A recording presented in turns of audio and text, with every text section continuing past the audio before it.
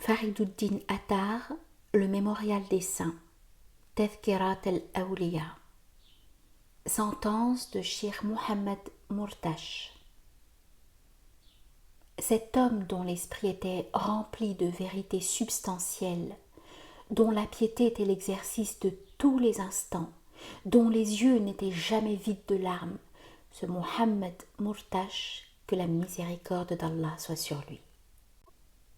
C'était un homme adonné aux mortifications et qui avait eu des relations avec beaucoup de docteurs.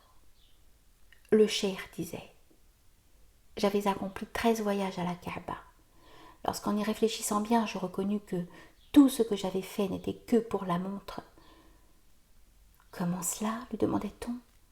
« Un jour, répondit-il, que ma mère m'avait commandé de lui apporter de l'eau dans une cruche.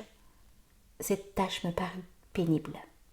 J'en conclus que tous mes voyages à la Kaaba étaient de purs actes d'hypocrisie, attendu que les droits d'une mère sur son fils priment de beaucoup les honneurs que nous devons à la Kaaba. » Il disait encore « Un jour, à Bagdad, comme je passais dans une rue, je me sentis pressé par la soif.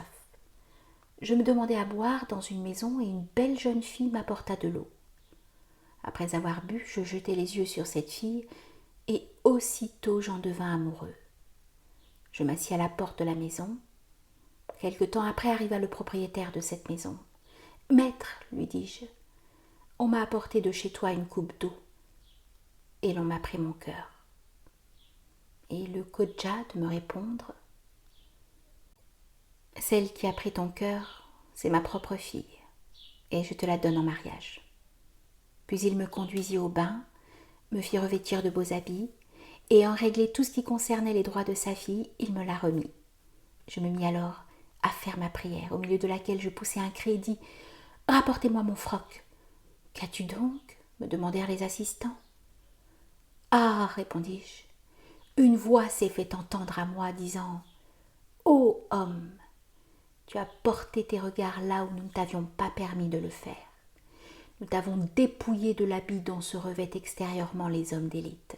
Mais si tu te permets encore un pareil regard, nous te dépouillerons du vêtement de l'amour qui est dans ton cœur. » Et prenant mes pauvres habits, je répudiai aussitôt la fille et je m'en allai.